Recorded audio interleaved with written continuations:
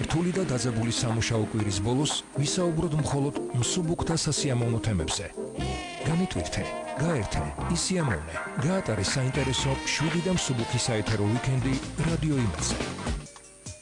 მოგესალმებით კიდევ ერთხელ ბრუნდებით პირდაპირ ეთერში და ბრუნდებით სტუმართან ერთად ნელი აკობია ოჯახის გაძლიერების მიმართულების ეროვნული მრჩეველი ზუგდიდის ოჯახის გაძლიერების პროექტის მენეჯერი გვერდთვება პირდაპირ ეთერში და ჩვენ საუბრობთ ბავშვთა სოფლის შესახებ და იმ გამოწვევებზე რომელიც არსებობს პანდემიის დროს. მოგესალმებით ქალბატონო ნელი და დიდი მადლობა რომ გვიერთდებით პირდაპირ ეთერში.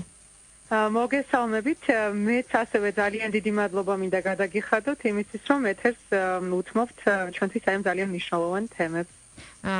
ქალბატონო ნელი, მოდით მოგვიყევით ძალიან მოკლედ, ვინაიდან იცით საეთერო დრო შეზღუდულია, ბავშვთა სოფელი საქართველოს შესახებ, რა არის მისი მთავარი მიზანი, მთავარი ფუნქცია, რამდენი ბენეფიციარი არის ამჟამად? დიახ, ჩვენი ორგანიზაცია ძირითადად მიმართულია ბავშვის უფლებების დაცვაზე და ბავშვებისა და ოჯახების მხარდაჭერაზე. ჩვენ გვაქვს ორი ძირითადი მიმართულება, ერთი არის ალტერნატიული ზრუნვა, სადაც სახელმწიფო ზრუნვის მიმწოდებელი ორგანიზაცია ვართ ფაქტიურად, ან ბავშვები, რომლებიც ვერ ცხოვრობენ საკუთარ ოჯახში რიგი მიზეზების გამო, ისინი ცხოვრობენ ჩვენს SOS ოჯახებში და ასევე მცირე საოჯახო ტიპის სახლებში. დაახლოებით ჯამში 100-მდე ბავშვი ყავს, რომელიც ცხოვრობს ამ ტიპის მომსახურებაში. ასევე გვაქვს 18 წლის ზემოთ ასაკის ახალგაზრდებისთვის ახალგაზრდული პროგრამები, რომლებიც განკუთვნილია ძირითადად ალტერნატიული ზრუნვიდან გამოსული ბავშვებისთვის, რომელსაც ისევ მხარდაჭერა ჭირდებათ.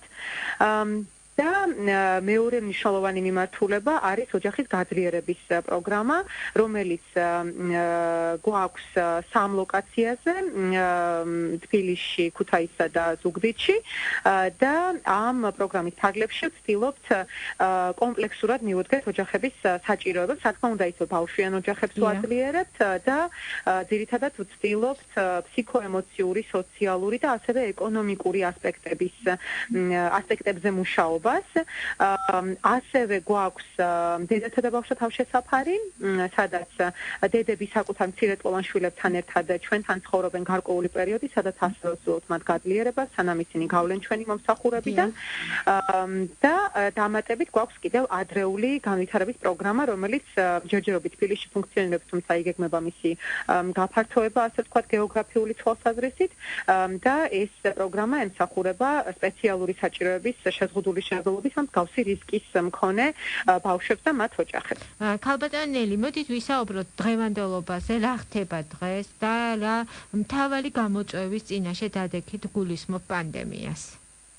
დიახ, ძალიან რთულია ჩვენაირი ორგანიზაციისთვის თავისთავად პანდემიის პირობებში მუშაობა. ჩვენ ეს უკვე კარგად დავინახეთ გაზაფხულზე, როდესაც გამოცხადდა საგანგებო მდგომარეობა და იყო ძალიან შეზღუდული ჩვენი მუშაობა.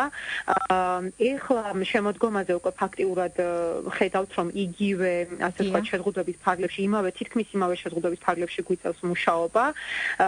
შინაარსობრივად და ასევე ჩვენი ორგანიზაციის, ასე ვთქვათ, შიდა განაწესის მიხედვითაც, იმიტომ რომ ვცდილობთ მაქსიმალურად რომ დავიცვათ ჩვენი მომსახურების მომხმარებლები და ასევე რა თქმა უნდა ჩვენი თანამშრომლები დაინფიცირების რისკისგან და მაქსიმალურად ვცდილობთ ჩვენი მომსახურებები განვახორციელოთ ან ასე ვთქვათ თუ ერთ-ერთზეა დაცულ გარემოში და ყველა ასე ვთქვათ უსაფრთხოების წესის დაცვით ან ასევე ვცდილობთ დისტანციურ რეჟიმში განხორციელებას, რაც თავისთავად არის ძალიან ბევრ სირთულესთან დაკავშირებული.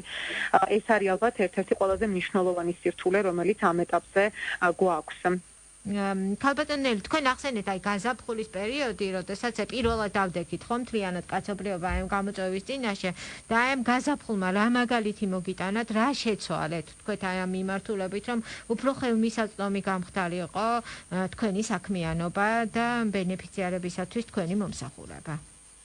დიახ, ძალიან ბევრი რამის შესვლა მოგვიწია ფაქტიურად, თავდაყირად ავაყენეთ ჩვენი პროგრამები, იმიტომ რომ აბსოლუტურად შესაძლებელი გაგვიხსნა ხშირად კონცეპტუალური ხედვაც, რას და როგორ ვაკეთებდით. ასევე საჭიროებები ჩვენი მომსახურების მოხმარებლების მნიშვნელოვანწილად შეიცვალა პრიორიტეტების მიხედვით მაინც და ეს იყო ძალიან მნიშვნელოვანი, რა თქმა უნდა, ჩვენთვის გასათვალისწინებლად.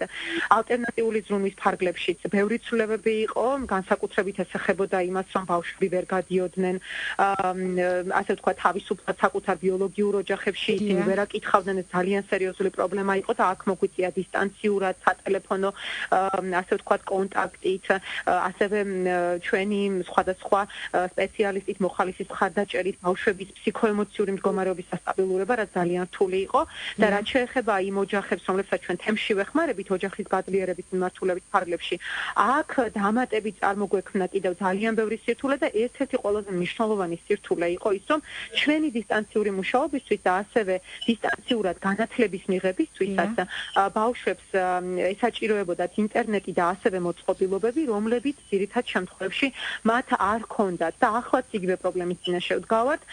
ეს არის ერთ-ერთი ყველაზე დიდი პრობლემა, ეს არის პრობლემა ჩვენთვისაც, რომ ჩვენ მივაწოდოთ ჩვენი მხარდაჭერა, ეს იქნება ფსიქოლოგის, სოციალური მუშაკის, სხვა სპეციალისტის, თუ მაგალითად მივაწოდოთ საგანმანათლებლო მხარდაჭერას, ჩვენც ვაწვდით ასევე საგანმანათლებლო მხარდაჭერას ჩვენს პროგრამაში ჩართულ ბავშვებს და ასევე რა თქმა უნდა არის უზარმაზარი პრობლემა იმ თვალსაზრისით, რომ ისინი ვერ ერთვებიან განათლების მიღების კომპონენტში. და დიახ, როგორ ფიქრობთ ამ შესაბამისი ტექნიკის ნაკლებობაზე საუბრობდით თქვენ და როგორ შეიძლება ამ პროგრამის მოგვალება, იგივე სახელმწიფოს როლის გაზრდა, სხვადასხვა უწყებების ან ორგანიზაციების ჩართულობა, როგორ ხედავთ თქვენ ამას?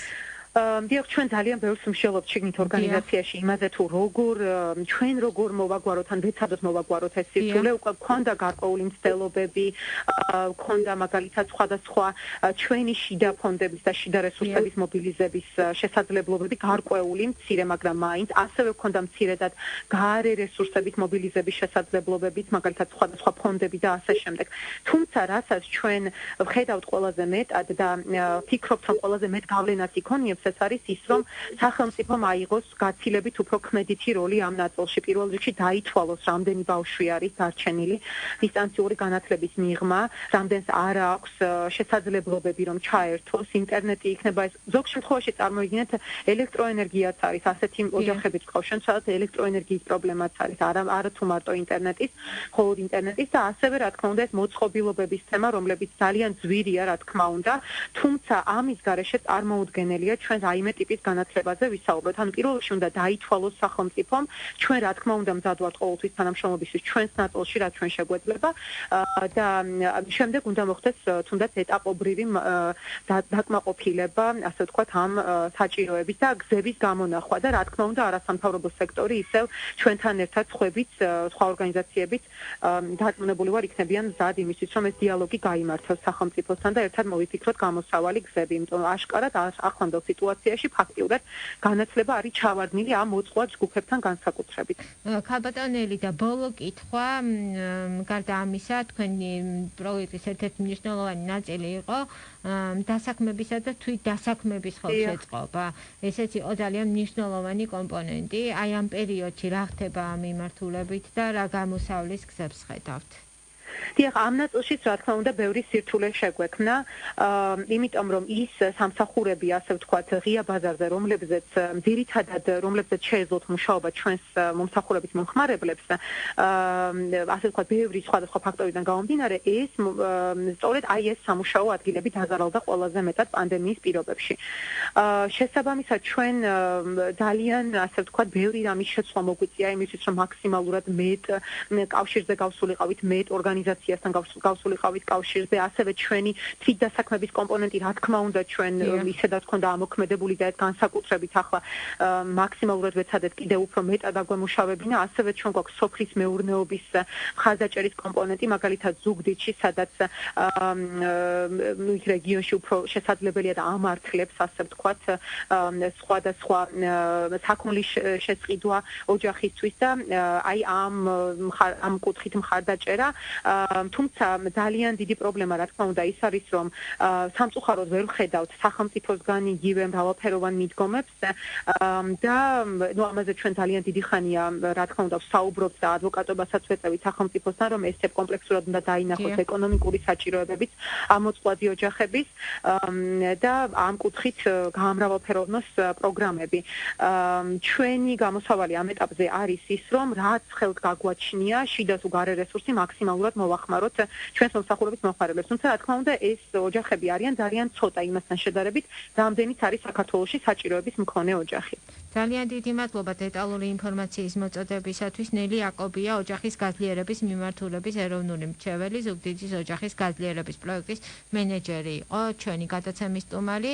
დიდი მადლობა. ახლა გადაცემაში რეკლამის დროა და სარეკლამო ჭრის შემდეგ ჩვენისავ დაბრუნდებით პირდაპირ ეთერში და ჩვენ შემოგვერდება მიხეილ დიაკონიძე, თბილისის სახელმწიფო სამედიცინო უნივერსიტეტის წარმომადგენელი და მასთან ერთად ვისაუბრებთ სტუდენტების ჩართულობაზე COVID-თან ბრძოლაში. რთული და დაძაბული სამუშაო კვირის ბოლოს ვისაუბროთ მხოლოდ მსუბუქ და სასიამოვნო თემებზე. განიტვირთე, გაერთე, ისიამოვნე, გაატარე საინტერესო 7 და მსუბუქი საეთერო ვიკენდი რადიო იმედზე.